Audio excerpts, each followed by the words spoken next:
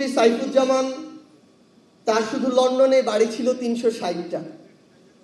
মানে আমি শুধু এই কথাটা বলি যে তার শরীরে হাড় ২০৬টা, মৃত্যুর পর এক একটা হাড়কে, তার এক একটা বাড়িকে যদি এক একটা কবর মনে করে এক এক জায়গায় রাখা হয়, তাও অনেক বাড়ি বেঁচে যাবে।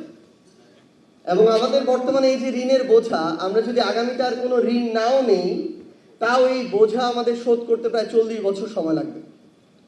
এবং বাংলাদেশে একটা সদ্য জন্ম নেওয়া শিশু, তার মাথায় প্রায় 1.5 লক্ষ টাকার ঋণ চাপিয়ে দেওয়া হয়েছে।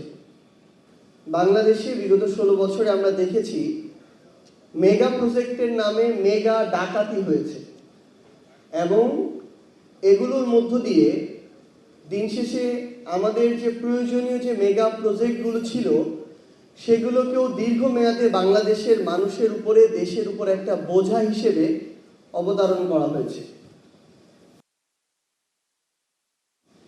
আমরা আদানি নিয়ে একটা বিশাল আলোচনা আমরা দেখেছি কিছুদিন আগে, কয়েক বছর আগে, যাকে নরেন্দ্র মোদীর কেশিয়ার বলা হয়। তো আমরা দেখলাম যে আদানির সাথে বাংলাদেশের একটা চুক্তি হলো।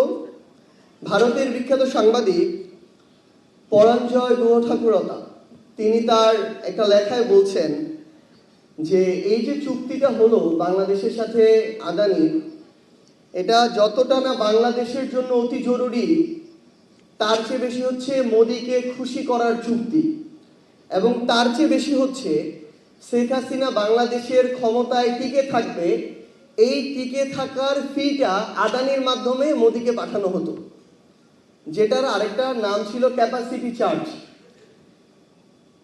আপনি তার বিদ্যুৎ ক্রয় করেন আর না করেন, প্রতি বছর আপনাকে $450 মিলিয়ন তাকে আপনার ক্যাপাসিটি চার্জ দিতে হতো।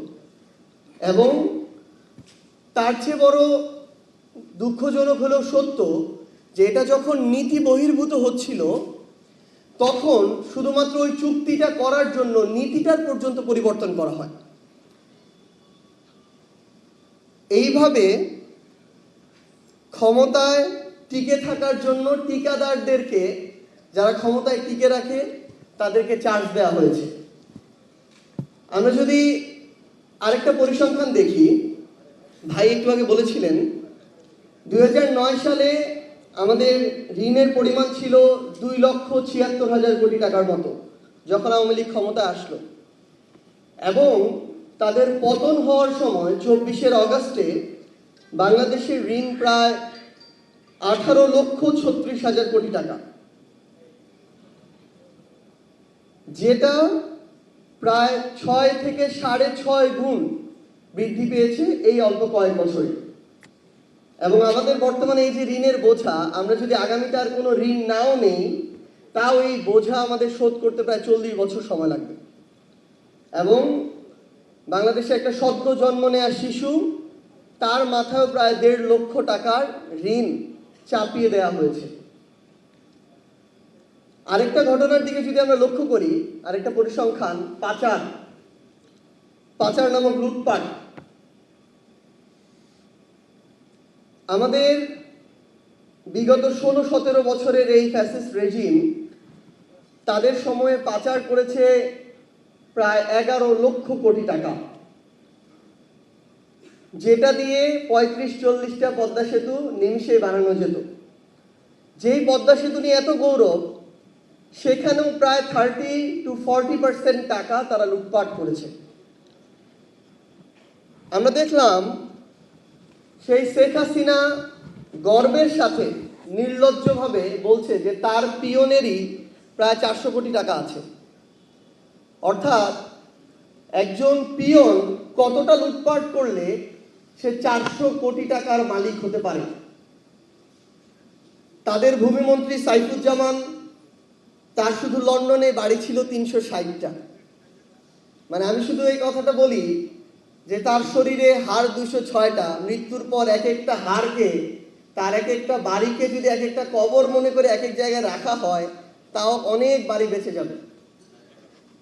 তো বাড়ি খেকো এরকম অসংখ্য তাদের মন্ত্রী ছিল, যেখানে এই এক মন্ত্রী সাইফুজ্জামানই প্রায় 10,000 কোটি টাকা পাচার করেছে। আপনি দেখবেন ভাইরা বলেছেন ব্যাংকিং খাত নিয়ে যে এক সালমান এফ রহমান প্রায় 7টা ব্যাংক থেকে 36,000 কোটি টাকা লুটপাট করেছে এবং শেখ হাসিনার পরে 3-4টা মানুষ মিলে শেখ হাসিনার 3-4টা হাত হিসেবে পুরো বাংলাদেশকে এভাবে নিয়ন্ত্রণ করতো, লুটপাট করতো।